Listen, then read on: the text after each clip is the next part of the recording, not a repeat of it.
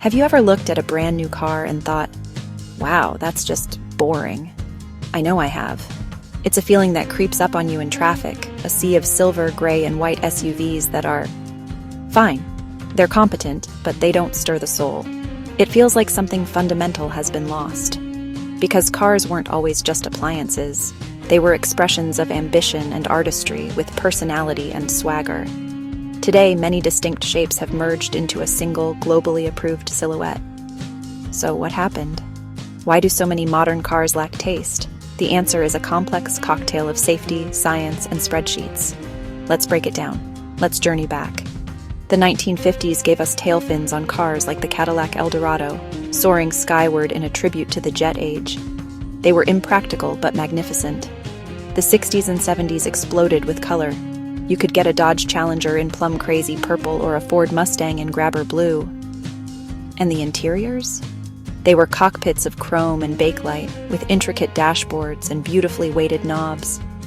Every element felt tactile, designed to make driving an event. It was a time when designers, not accountants, were the stars. So, what happened? First, and perhaps biggest, regulations. For good reason, cars of the past were beautiful, but often unsafe. To save lives, governments introduced stringent rules. Take pedestrian safety. To protect a person in a collision, a car's front needs to be softer and higher. This one rule is largely responsible for the high, blunt noses on almost every new car. Those elegant, low-slung fronts of a classic Jaguar? Impossible today. Then there are rollover standards, demanding incredibly strong roof structures. This means the A-pillars beside your windshield have become massively thick, creating blind spots and disrupting the sleek look of older cars. Sharp edges and pop-up headlights were all casualties. Safety is non-negotiable, but these rules create a tight box for designers, pushing them toward similar solutions. Second, the invisible hand of aerodynamics. As fuel economy and emission standards got tighter, the wind tunnel became king. The goal is the lowest possible coefficient of drag, or CD.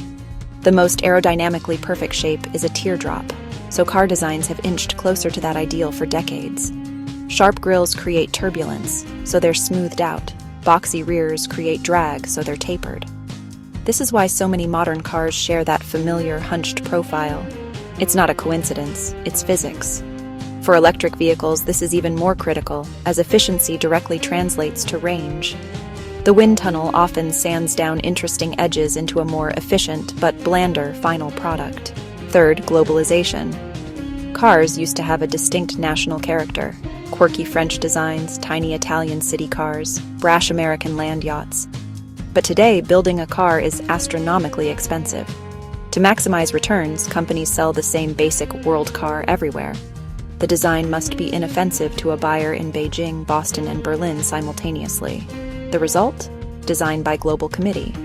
Bold ideas are vetoed for a safer, neutral aesthetic that won't alienate any market. Unique local flavors are blended into a single, palatable, but less exciting global taste. Fourth, let's step inside. The culprit here is the touchscreen. Car interiors used to be a haven of tactile feedback. The satisfying clunk of a gear shifter, the weighted turn of a metal dial. Your muscle memory knew where everything was. Today, these physical controls have been swallowed by enormous, glossy screens. While they look futuristic, they often trade intuitive design for a frustrating user experience, hiding simple functions in sub-menus.